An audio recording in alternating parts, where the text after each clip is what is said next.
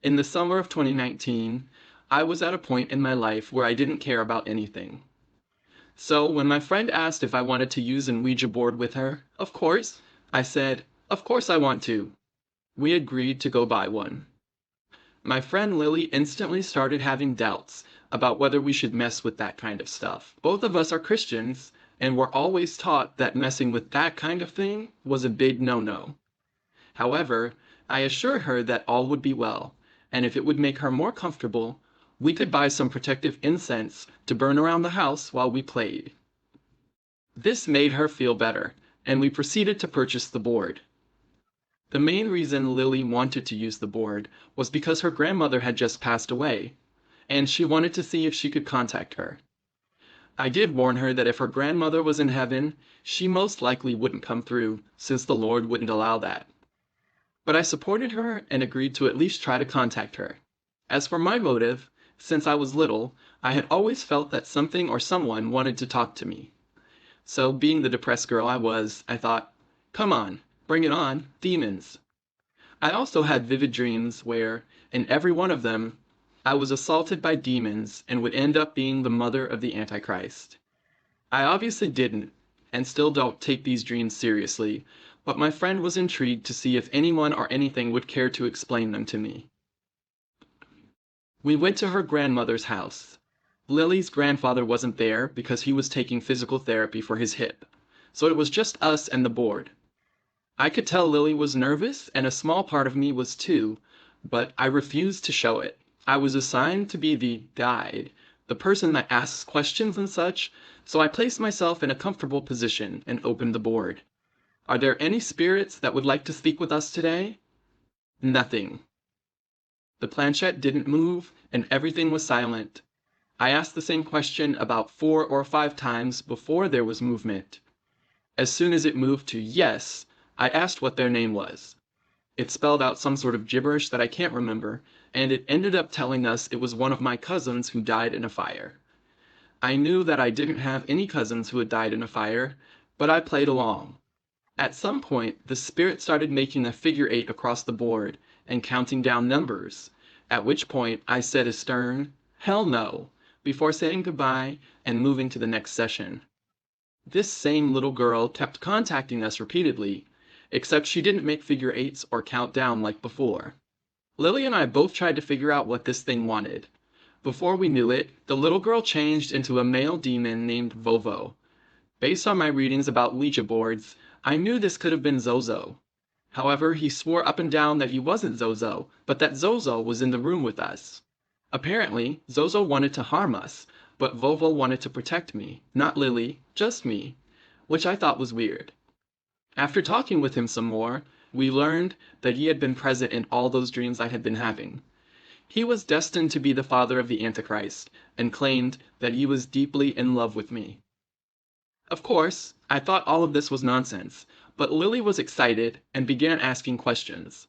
Every time she asked something, the planchette moved to no. Eventually she gave up and asked if he just wanted to talk to me. I agreed and continued asking questions. Apparently, there was a whole plan in hell where I was going to be the mother of the Antichrist. Vovo held very high rank among other demons. According to him, his rank was just below Lucifer's. All of a sudden, the planchette flew to goodbye, and the board stopped moving. Lily and I agreed to try one more time to contact her grandmother, but of course, it was Vovo again. He said he had revealed too much information and displeased Lucifer. But at the same time, Lucifer wanted me to know some of this knowledge. I was still completely skeptical, so I just shrugged and said, whatever. All of a sudden, I felt something brushing against my lips and cheeks. The sensation moved down to my chest, causing me to shiver. I yelled, enough of this, and closed the session. Afterward, we both lit lavender incense and walked around the house, saying the Lord's Prayer. It was getting late, so we went inside and went to bed. I don't know what made me want to use the board by myself, but the next day I thought it would be a good idea. Lily sat in front of me while I used it alone, and watched as the planchette moved to spell the name Vovo.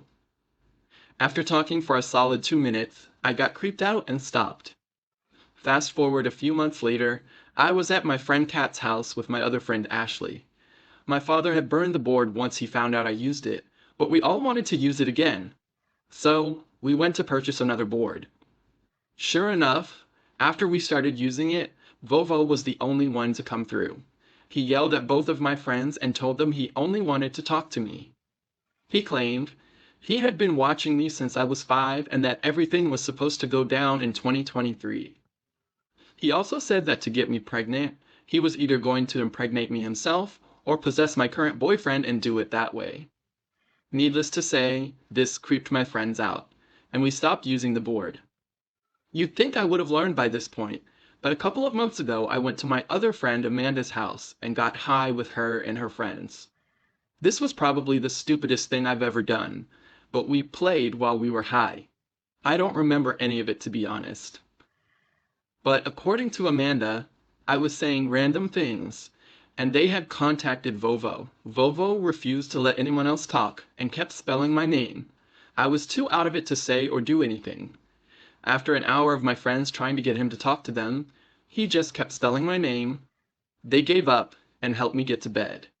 It seems that whenever I use the Ouija board, I talk to the same spirit demon. My mom bought a funeral home and remodeled it, and a lot of the original items were still inside. I was only 13 when she did it, and I remember being so mad at her. That's when my whole life changed, and the supernatural became a part of it. It all started with just hearing noises, but then we went to the attic. Back then, they used to take pictures of the deceased and put them in the front of the guest books that people would sign. A lot of these books were left behind, with many having no family attached. The attic had a very heavy feeling, and the basement was the same. The tables they used to work on, people were still there, along with chairs and boxes of files, many of which had gotten wet. There was also a baby grand piano left behind. My first encounter, which I'll never forget, happened one night when my mom went to work. My 2 brothers had gone to their friend's house, and my cousin was staying with me because there was no way I was staying alone in this big house. We were in the living room watching TV when we heard a child's voice. We looked at each other, and I said it was probably someone outside. I forgot to mention, this house had 2 sets of stairs. The front stairs when you walked in, and a spiral staircase in the kitchen. This place was huge. Anyway, we went back to watching our show when we heard a thump upstairs followed by the laugh of a little kid. At that point, we were both ready to leave, but it was dark out and we had no way to get anywhere. So I said, let's just ignore it. It's gotta be our imagination. Then I suggested we go to the bedroom where we'd be safe, or so we thought. We went up the front steps to my room, and when we opened the door, there stood a little boy wearing blue jean suspenders and a blue hat. I ran one way, and my cousin ran the other. I fell down the spiral staircase, and my cousin had already run out the front door. I'll never forget that night as long as I live. Years later, we were looking at old photos, and there was a picture of my grandpa who looked just like that little boy, wearing the same suspenders. Ever since then, I've been able to see things I'd rather not. The reason I don't open myself up to these experiences is because, according to the Bible, only 2 things walk the earth: angels and demons. In one of my other homes, there was an Indian girl with 2 braids who always covered her face and walked up and down my stairs, but I ignored it. I've seen so much that I would have preferred not to. During the years 1995 and 2005, I worked at a language school and witnessed events there that defy human explanation. I usually say that some people have a glow that goes far beyond their physical beauty. There is something about them that commands respect, a strong presence of spirit. I don't know how to explain it very well. Brenda was one of those people. Beautiful, with curly hair and a charming smile. Brenda's smile was the school's calling card when it was first starting out. Always kind, smiling, and helpful. But in life, not everything is rosy.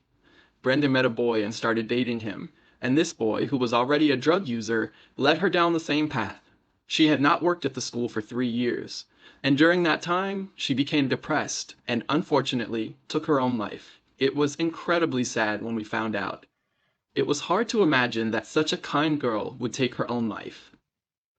I cannot fail to mention that, After Brenda's tragic death, at least 4 secretaries who worked at night and had their dinner break in a kitchen at the back of the school reported strange occurrences. 3 of them mentioned, on more than one occasion, feeling the presence of someone in the kitchen with them. This was to the point where some, without the school owner's knowledge, would have dinner in the reception area, afraid to go to the kitchen at night. However, what happened to the 4th secretary still gives me goosebumps. It was the end of the year, and the school was empty. I was in the reception area with Ashley around 8:30 p.m. There was a festive atmosphere because it was Friday, and we had collected money to buy some SVS. The only people at the school were me, as the manager, Ashley, as the secretary, Johnny, the pedagogical coordinator, and Wagner, the security guard. Ashley had been sorting students' report cards and said she would have dinner later. At 8:30 p.m., she went down the dark hallway toward the kitchen. It's important to remember that Ashley had only been at the school for 6 or 7 months, and what had happened to Brenda was a matter that only the principal and I knew about. No one else. 2 minutes later, I heard the sound of Ashley's heels running quickly, and she opened the door that led to the hallway. She was catatonic, terrifyingly scared. I even joked, "Ashley, it's like you saw a ghost." But then I realized she had started to cry. Sobbing, she said to me, "Get my bag from the back. I'm going to leave. I'm not feeling well." I insisted, "Wait a minute. I need you to tell me what happened. If the school owner calls and asks for you, what am I supposed to say?" She calmed down and started to explain. "Look, I don't know what your religion is, but I'm a spiritualist, and you can laugh all you want, but I saw the spirit of a woman in the kitchen." She burst into tears again. I asked her, "Ashley, could it be a teacher who came to bring a book?" That was when I got goosebumps. Ashley described the woman she had seen. "We don't have any teachers over 1.75 meter tall with curly hair, do we? Or has a new teacher started?" At that moment, I felt compelled to tell Ashley Brenda's story. I asked the security guard to stay at the reception, and I went with Ashley to the principal's locker, where we kept photos of past events. I knew we would probably find a photo of Brenda there. Very carefully, so as not to mess up my boss's locker, I found the first photo albums from the school's early Halloween parties. I didn't have to look far before I found Brenda's photo.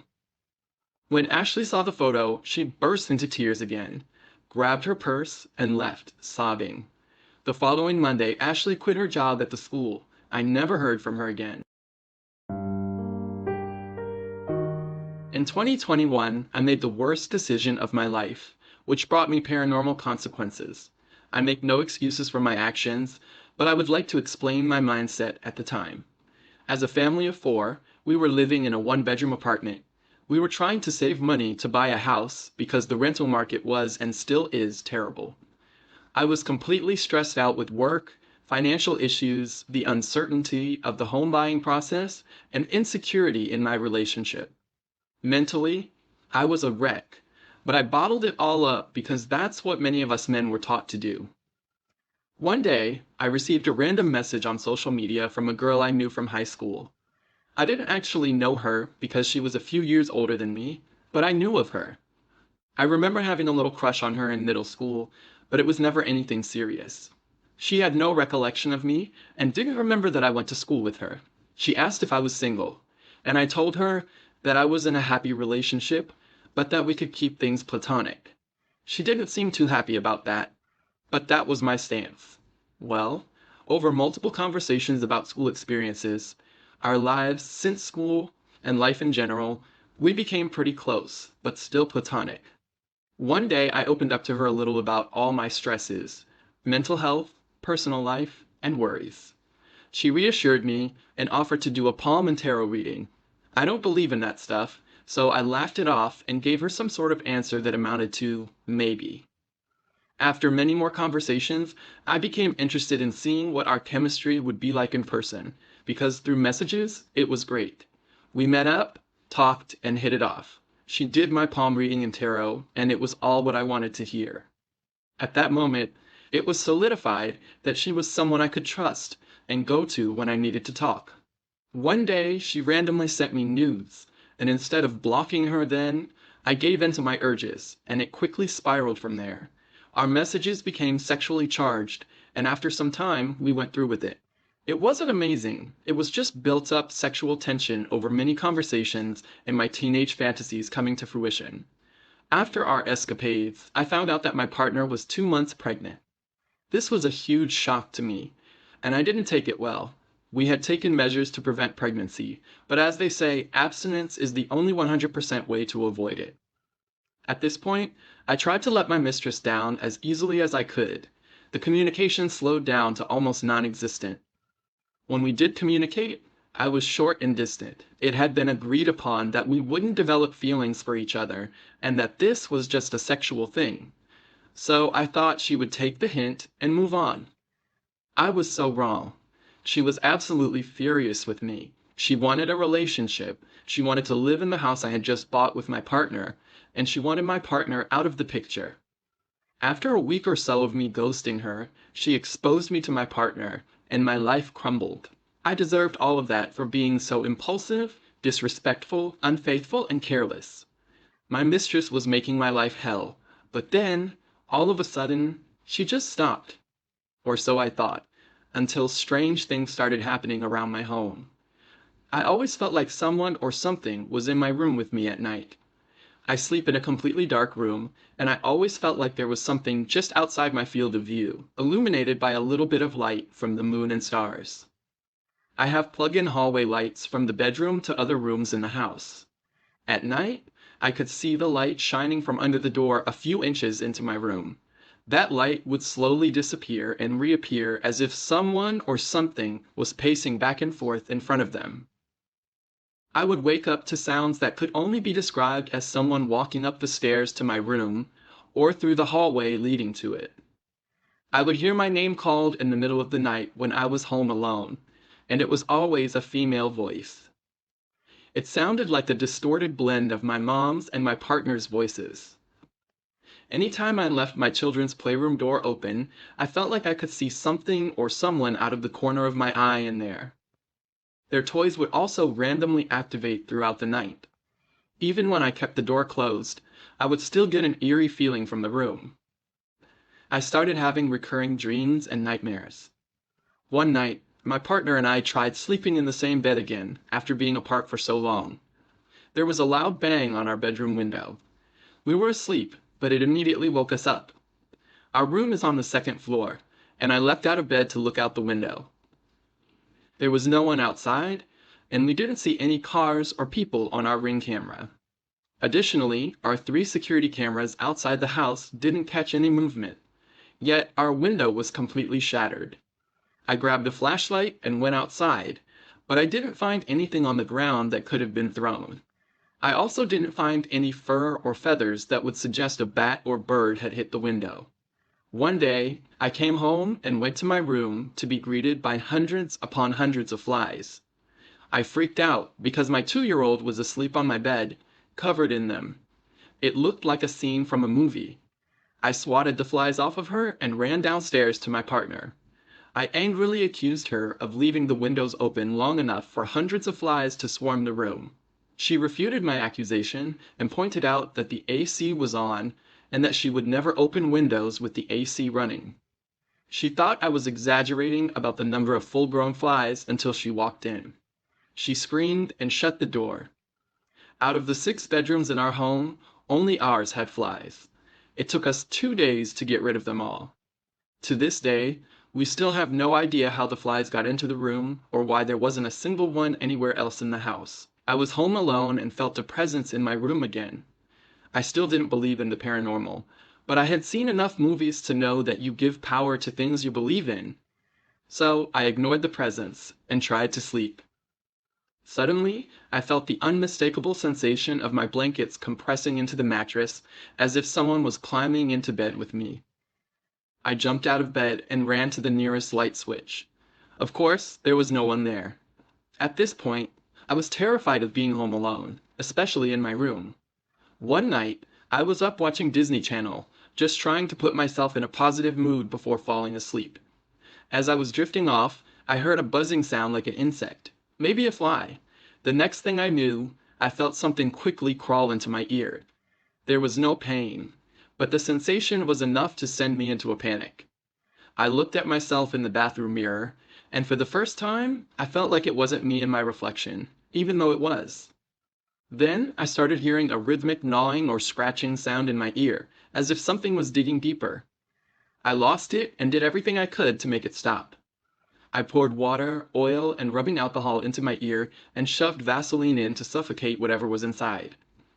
After none of that worked, I used tweezers until I bled. I don't remember how or when the sound stopped, but it eventually did. After all of this, I went to my mom's house and asked to stay. She was confused because we had just bought a home, but she agreed. She asked me what was going on, and I told her about all the strange things happening. My family is very religious, and they own and operate several churches in the area. My childhood pastor came to my home to bless it, spending extra time in my room. He gave me a Bible from his personal collection and highlighted a verse for me to recite aloud every night before going to bed. After his visit, my home felt so much better, and I felt comforted. However, 2 days later, after 2 peaceful nights, the presence returned to my room. I don't know what came over me, but I was angry. I sat up in bed, looking into the darkest corner of the room, and loudly recited the verse at whatever was there. I lay back down and quickly fell asleep. I woke up the next morning feeling refreshed, but I was confused because I couldn't remember the Bible verse I had recited the night before. So, that's my paranormal story. I believe that my mistress, who hated me, launched this attack on me. She was the only person I associated with who dealt with the occult. I have lived in the house I'm in now, on and off, since I was 17 years old. Our house was built in 1886, so it sticks out in the neighborhood, as it stood alone until about the 1940s. The house looks haunted, so I assumed it had to be. I even asked my mom as we were moving in, what possessed you to buy a haunted house? My mom's best friend from college lives next door, and she had always loved the house. She was thrilled when it went up for sale. During the first week in the house, I had a dream where I was sleeping. In the dream, I woke up and saw a woman standing in my room. She was pretty, with long brown hair tied back with a ribbon, and it looked like she was wearing a cream-colored dress or nightgown. She walked over to my bed, sat at the end of it, and gazed out the window. The only thing she said was, "This house was my favorite." Then she looked at me, and that's when I woke up. After I woke, I heard the name Roxy in my head. I even said it out loud. The next morning, I told my mom and brother about the dream and that our ghost's name was Roxy. At some point, my brother decided to make one of the 2 basements his bedroom. The stairs to his room were off one of the living rooms.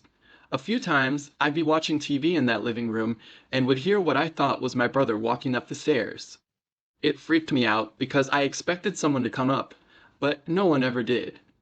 Sometimes, I'd hear people talking outside my room in the hallway, but when I opened the door, no one was there, and the voices would stop. One day, my mom came home with a digital camera, and I was messing around with it, taking pictures in my room. I took a picture of a floral painting on my wall, and it came out normal. Our cat, Taylon, woke from her nap and started hissing toward the same painting, so I took another picture. This time, the floral print was covered by a grayish fog. I took another one, and it was back to normal. I started snapping random pictures, and in the ones with Taylon, you could see orbs, and she was staring right at them. I was so freaked out I called my mom, crying and talking too fast for her to understand me. That was the first time I really freaked out.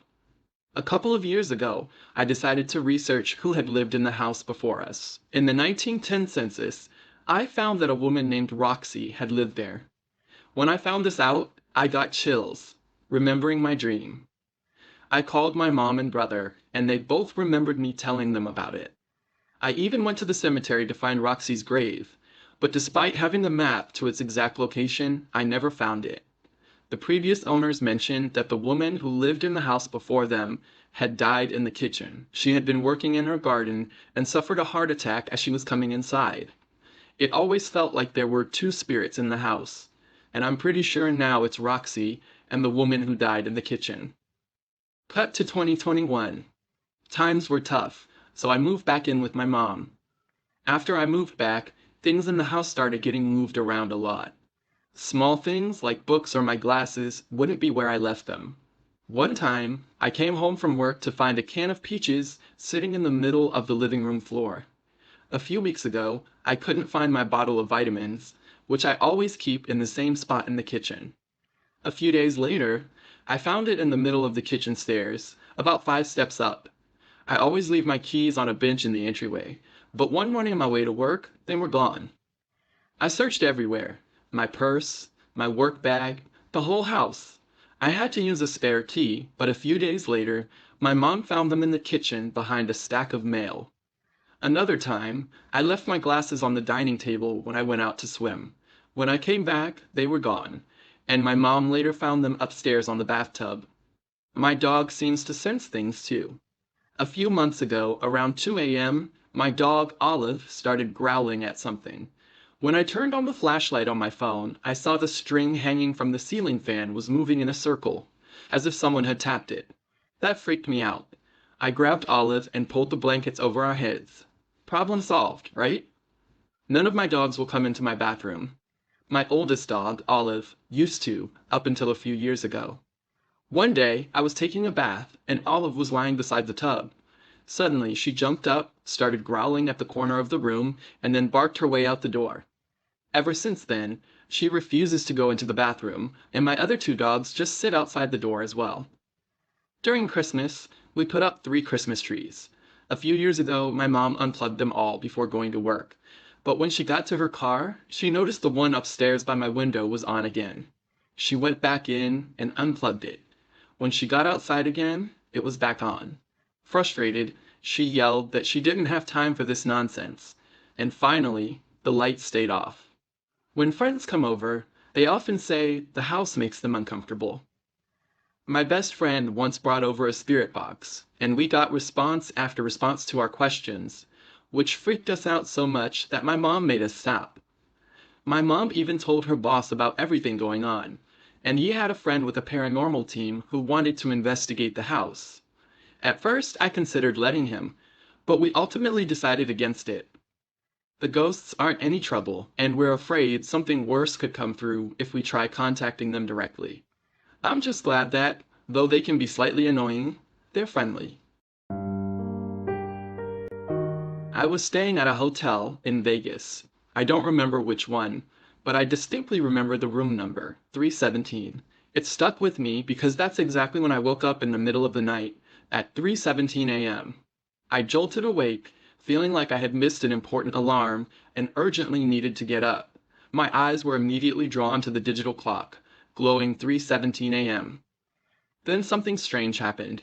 I felt like my eyes were literally being pulled to the left, as if by an invisible string. In the darkest corner of the room, at the foot of my parents' hotel bed, stood the silhouette of a man, perfectly cut out against the blackness. He had his hoodie up, and the shape of him was unnervingly precise, yet there were no details within the figure, just a solid, featureless outline. What struck me the most was the color, or rather the lack of it. It reminded me of when you press on your eyes and see that shifting rainbow-like effect behind your eyelids. I kept looking from the silhouette to the darkness around him, back and forth, trying to wrap my head around what I was seeing. He stood there, hands in his hoodie pockets, staring down at my parents. He didn't say a word, but somehow I just knew that he thought the bed was his. It was as if he belonged there. My first thought was that I was experiencing a hypnagogic hallucination, those vivid, dreamlike images you see when you're half asleep. I tried to test the theory by imagining more figures like him around the room, but nothing appeared, and when I looked back to where he had been, he was gone. At first, I wasn't scared, just surprised and oddly excited. I was 14 at the time, and, though skeptical, I was fascinated by paranormal stories. I woke my dad up and told him I had seen a man in the room. He groggily dismissed it, saying I must have been dreaming. To prove it, he even stood in the exact spot I had seen the figure and asked if I could still see him.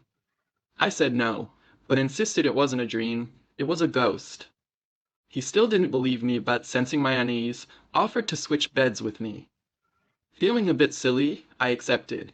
So now I was sharing a bed with my dad, and my mom was alone in the other. About half an hour passed. I lay there, thinking it over, and I noticed my mom shifting around more than usual. Then, out of nowhere, she got up, frustrated, and climbed into bed next to me, practically shoving her way in. My mom, who has had her fair share of unexplained experiences, whispered to me, sounding more irritated than afraid. It was trying to yank me off the bed.